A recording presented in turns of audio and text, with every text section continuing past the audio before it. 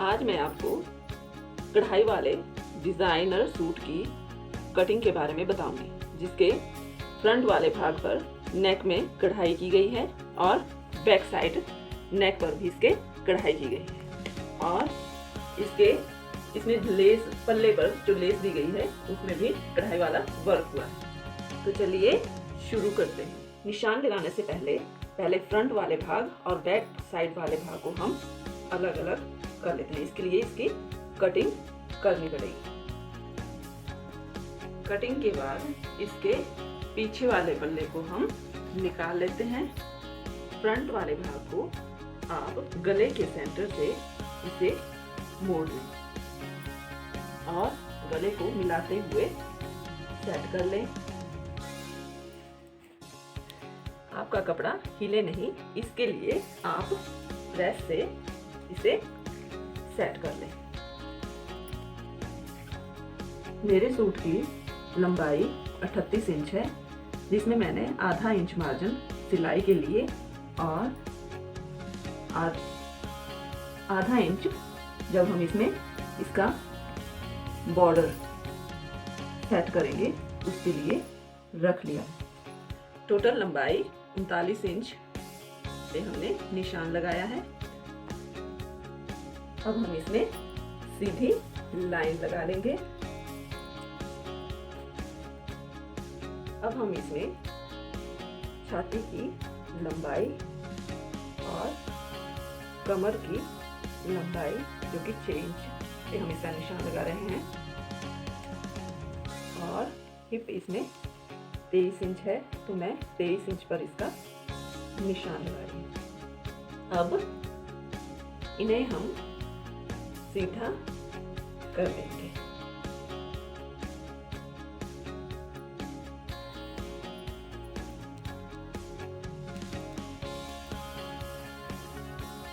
Shoulder की चौड़ाई 15 inch है, जिसका हाफ 7.5 इंच है, जिस पे मैं निशान लगा रही हूँ।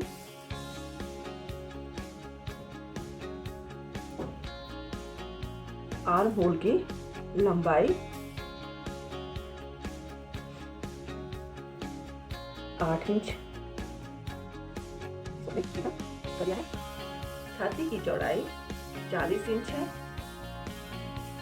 इसका चौथा भाग 10 इंच है, तो मैं 10 इंच पर निशान लगा रही हूँ और 1.5 इंच मैंने इसमें मार्जिन रखा है।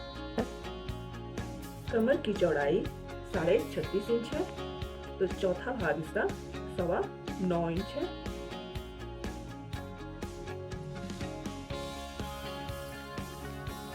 डेढ़ इंच पर मैंने इसके मार्जिन लगाया है, मार्जिन का निशान लगाया है। हिप की चौड़ाई 42 इंच है, 10.5 इंच पर इसका चौथा भाग आता है, तो 10.5 इंच पे मैं इसका निशान लगा रही हूँ और 1.5 इंच का मैंने इसमें मार्जिन रखा है। अब निशानों को आपस में मिला लेते हैं।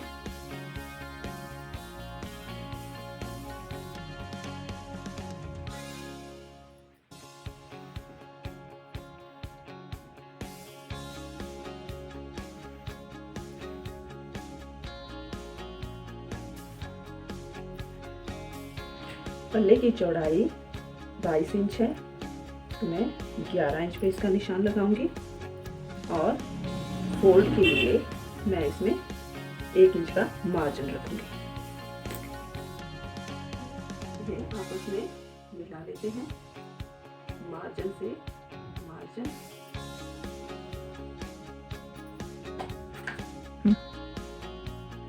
आर्म होल की गोलाई के लिए आप 1 इंच पर इसे गोलाई दें।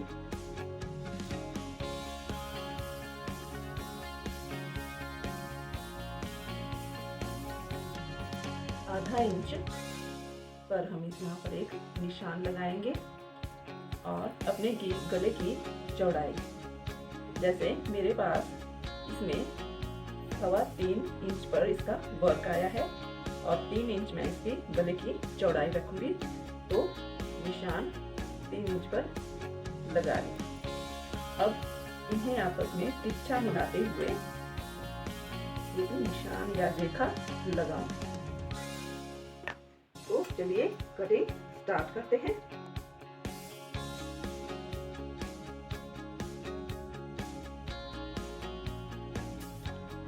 मेरे फ्रंट वाले कमीज की लंबाई टोटल 38 इंच है, जिसमें मैंने मार्जिन सिलाई के लिए 1 इंच रखा है और एक्स्ट्रा पीस जो हमारे पास था वो हमने कट कर लिया है, जिसमें मेरा बॉर्डर भी अटैच है। इस बॉर्डर को हम निकाल लेंगे। बाद में पल्ले पर इसे 1/2 इंच का मार्जिन रखते हुए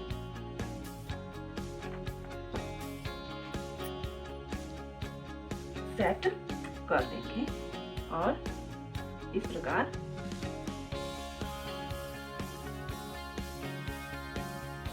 आपके फ्रंट वाले हिस्से पर ये डिजाइन वापस से सेट हो जाएगा।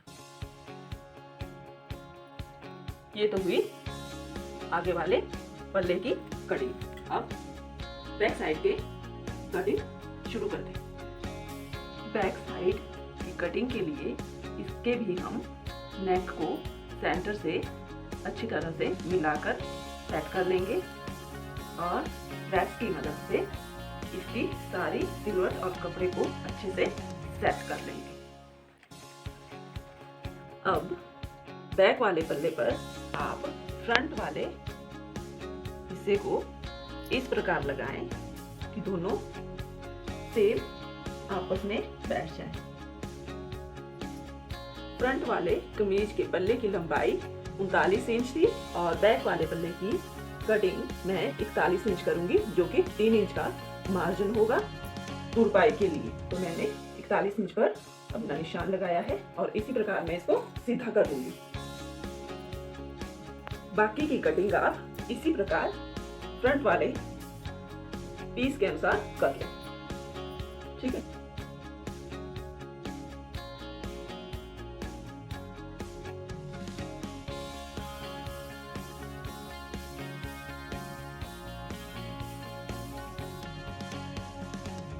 मेरे पास बाजू की चौड़ाई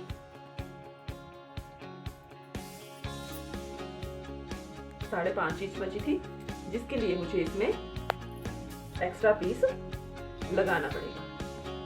तो आप एक्स्ट्रा पीस इस प्रकार रख सकते हैं। सिलाई का मार्जिन रखते हुए इसे सेट कर लें और फोल्ड करें।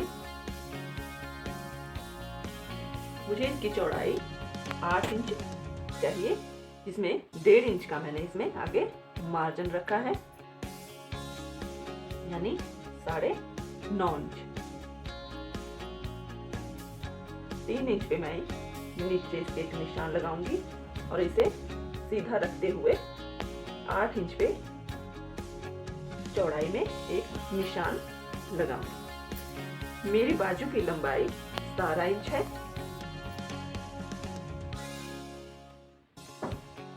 तो मुझे सिलाई के लिए आधा इंच एक्स्ट्रा लेना पड़ेगा और जो इसमें फोल्ड करेंगे तुरपाई के लिए तो 1 इंच एक्स्ट्रा और रखेंगे, यानी टोटल लंबाई 18.5 इंच हो जाएगी। अब मैं इन निशानों को सीधा कर लूंगी।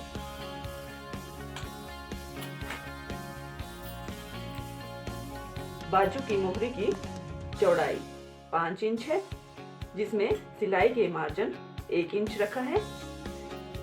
अब 8 इंच पे एक निशान लगाया है। 8 और 5 इन दोनों को आपस में मिला ले।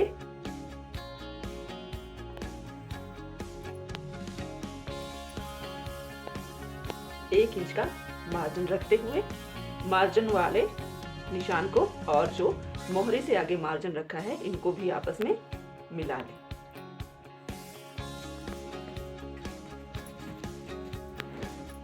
गोलाई देने के लिए आप इस प्रकार तिरछी लाइन लगाएं और इसके हाफ पर एक निशान लगाएं। इसमें आप आधा इंच ऊपर उठाते हुए इसमें गोलाई की शेप दे दें।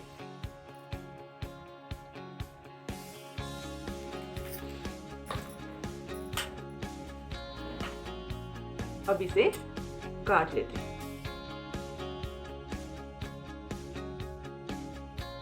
Thank you for watching my video.